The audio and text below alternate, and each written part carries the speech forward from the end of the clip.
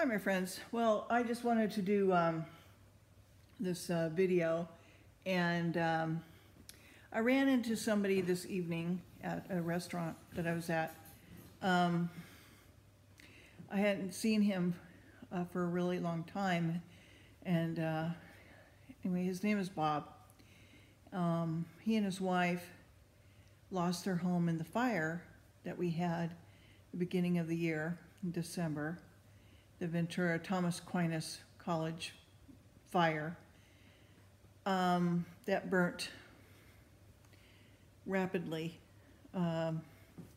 Winds were going so quickly, and it's my understanding also that the Sierra Club didn't allow the fire department to put in fire breaks.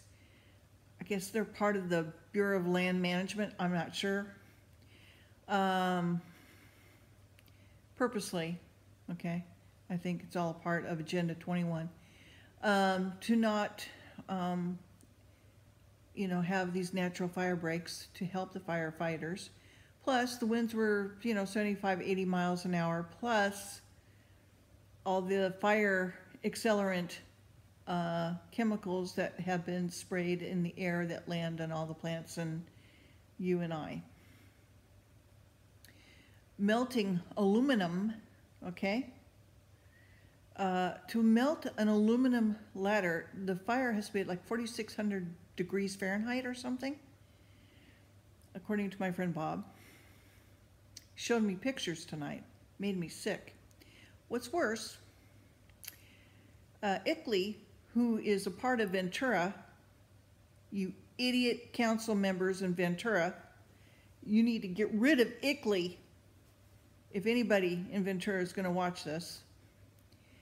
And I say that because they have bought and sold, if you will, our Ventura council members, except for maybe one, I don't know, but most of them, because they're not letting these poor people who have lost their homes be able to get the city plans. They keep, excuse me, they keep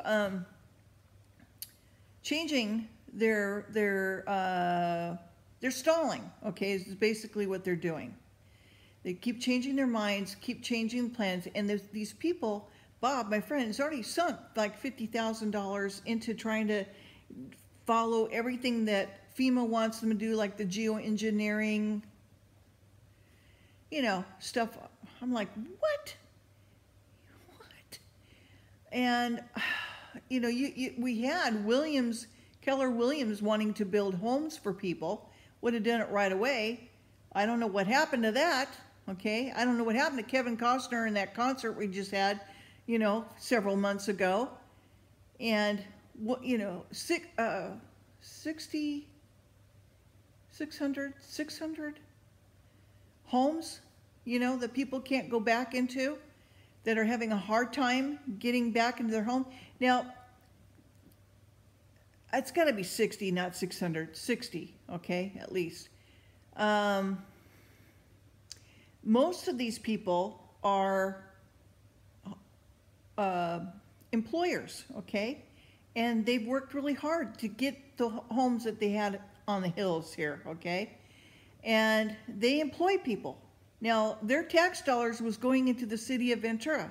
If they don't allow them to rebuild here, they're not going to stay here, okay? They're going to take their money and go elsewhere. Then what's going to happen to the city of Ventura? It's going to go bankrupt.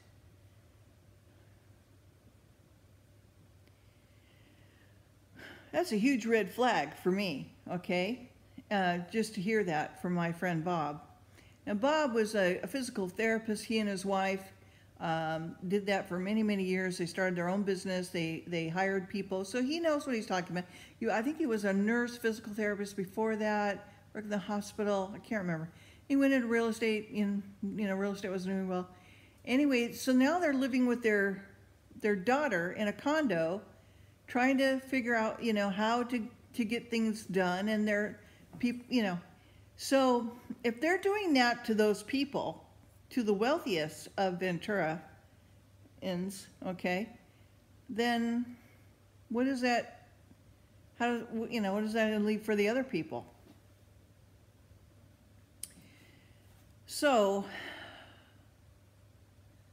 I wanted to share that with you, that that's what's going on here in Southern California. So people who, you know, are like Deborah Tavares and or others who are trying to fight this, okay, and sue people, which I think is great. You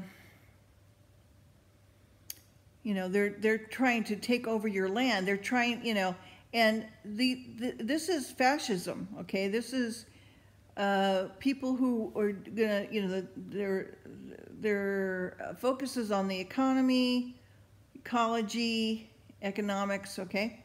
And they are gonna, you know, try to get you out and get you into mega cities, into stackable housing in Los Angeles is what they want.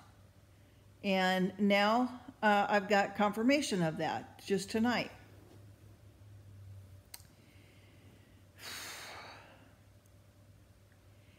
And so what am I talking about as far as Europe? It's already happened there. The fascism has already happened. And we, each, and you and I are our only heroes, okay? There's nobody else that's going to come and try to stop this. It has to be you and I to do this together. And I'm putting this out here because I wanted to help my neighbors, mankind. The best way that I know how is putting it out here on a YouTube and getting the information out there so that you're aware of what's going on. And it's really, really sad that this is allowed to happen, that these communist socialist pigs are doing this to the American people. You know, winning the war from inside out without firing a shot. Okay? Without firing a shot. And the spraying that's going on in the air, chemicals and everything. I just read a PDF today of a scientist who for 17 years developed different programs for various different projects for various, you know, people that he didn't know who they were necessarily, didn't know, you know, what it was for, but had to do with developing chemicals that would make their subjects depressed, docile, angry, make them fatigued, did I say depressed? Depressed, make them sick, make them, you know, get the flu, all kinds of things, okay? And that was his one lab, and many of the projects were anywhere from $10 million to $1 billion per project. That's a lot of money.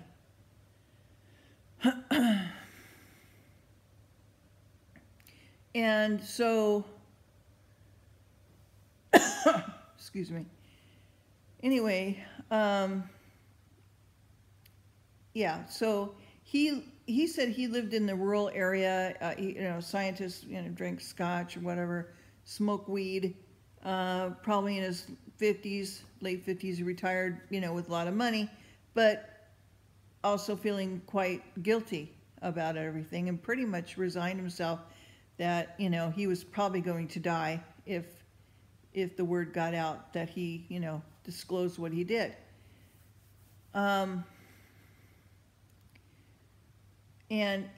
he also worked on projects where the chemicals would be dispersed rapidly, like, you know, the spider web type of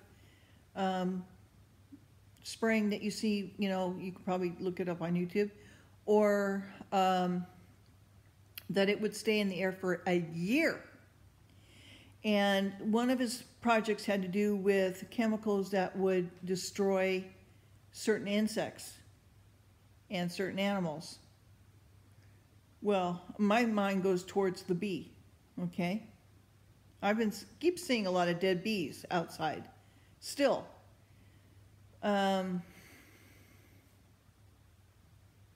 Yeah.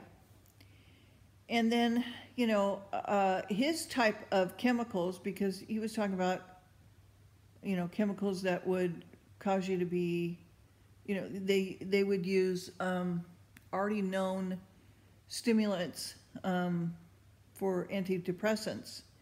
So here you are getting dosed with the stuff, and if they take it away, what's going to happen? You're going to go through withdrawal? What? Your neurotransmitter's going to, you know, stop firing?